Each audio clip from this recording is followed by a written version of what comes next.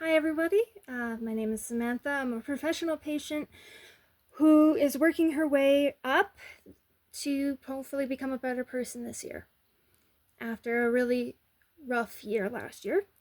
And I'm bringing you along for the journey, hopefully. So last month we talked about a grading to-do list, and I realized that without visuals it's kind of hard to visualize, obviously. So I have this handy dandy whiteboard here that I'm going to show you guys. As you can see on here, I have my monthlies with my point list so I don't get confused. And then I also have my weekly. And then I have my dailies. And as you can see on my daily list, they're already numbered with how much points I can earn. That's because each one I've already got calculated out about how much time it's going to take me to complete that task and put that time down. So 30 minutes obviously is 30 points, so on and so forth. Today is my challenge day because it's Friday. And on challenge days, I try to get as many points as I possibly can. Today, I'm going for 275 points because I want to grow. I want to become a better person, and the only way I can do that is by challenging myself. And sometimes challenging yourself means doing the little things that everybody else looks at and goes, that's a daily thing. You don't have to challenge yourself to do that. Well, I'm chronically ill and I don't have the energy to do what normal people normally do. So, I grade my list and I make sure that I get as many points as I can for the day, and as long as I get 100, I say good job and I move on. All right, enough about my grading to-do system. Let's discuss something else. Today's topic is investing in yourself by investing in others. It's super easy when you have a health condition that's chronic to self-isolate and to kind of build yourself a web of protection. If there's no people near you, they can't hurt you. If you're not friends with anyone, there's no way that they can disappoint you. There's no pain in being isolated. But in truth, it's exactly the opposite. By isolating yourself, you're inviting in new friends, anxiety, depression, fear, worry. You need a person, be it your best friend, your partner, your pastor, somebody at a club that you go to, whoever it is. Find a person that you can trust. Somebody that you know for a fact won't ridicule you, won't tear you down, that will just support you and listen. That'll bring you your favorite meal when you're really struggling because they know that you're struggling. That will just bring you a Coke because they know your day was bad and they want you to have a nice surprise at the end.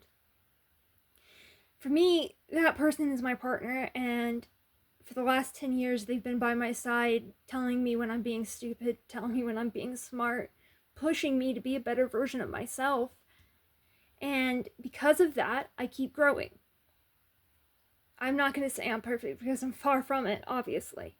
But every day I learn something new from him. And every day that I get to learn something new is a good day.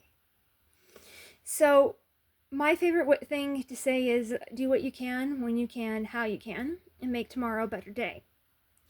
And basically what I'm saying with that is just, it's okay if you're having a bad day to have that bad day. Embrace it. Look at what you can do. It doesn't have to be much. Phone calls. They don't take very much physical effort, so you can easily do those if you're not mentally exhausted. If you're mentally exhausted and just feel like you can do physical stuff, you have dishes, you have laundry, you have vacuuming, you have so many different tasks. On the mental side, you can schedule appointments, you can do some research into your health condition, see if there's anything new that you can be trying. Basically, you need to invest in yourself by investing in others. Because if you don't make those investments, you're just a placeholder waiting for somebody to notice them, and that's nowhere to live. And it's certainly no way to live. I know, I've done it before. Even with my partner, I self-isolate really bad because it's easy to believe that people don't care. It's easy to believe that you're not worthy of friends. It's easy to believe that because you're sick, you're a nobody, when none of those facts are true. And by not making friends and self-isolating as I have, all I've done is cut myself off from the rest of the world and all the opportunities that it brings with it. So that's another thing I'm working on this year, is adding to my support network. I have my person who I know will be behind me no matter what. But I cannot rely solely on one person for everything because it will burn them out. And if I burn him out, he can't offer me the support I need. So I have to let others in to help build my self-esteem, help me build up myself so that I don't overburden my person that I'm investing in. I have a therapist who I speak to every week just because it's good to have somebody with an outside perspective that is not judgmental. So I really appreciate her and the way she helps me process my thoughts. And then I love to go out just by myself one day a week. If it's grocery shopping or whatever task it is that I need to do, a doctor's appointment, or sometimes I just go out and sit in the park. It's about getting out and being independent and reminding yourself that you are strong, you are worthy, and the world has a lot to offer, even if you're disabled. And I've done enough rambling for one day. So let me leave you with this.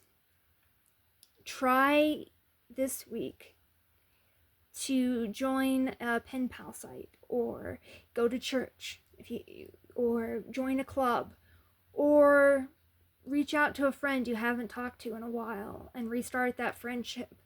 Try to find somebody that you can befriend. It doesn't matter who it is or if that relationship is even going to be lasting. What matters is the effort you put into it. And that you try to start breaking down the walls you've built around yourself so that you can rejoin society and help yourself grow into a better person. So, without further ado, good luck, and we'll see you next week. Thanks for listening.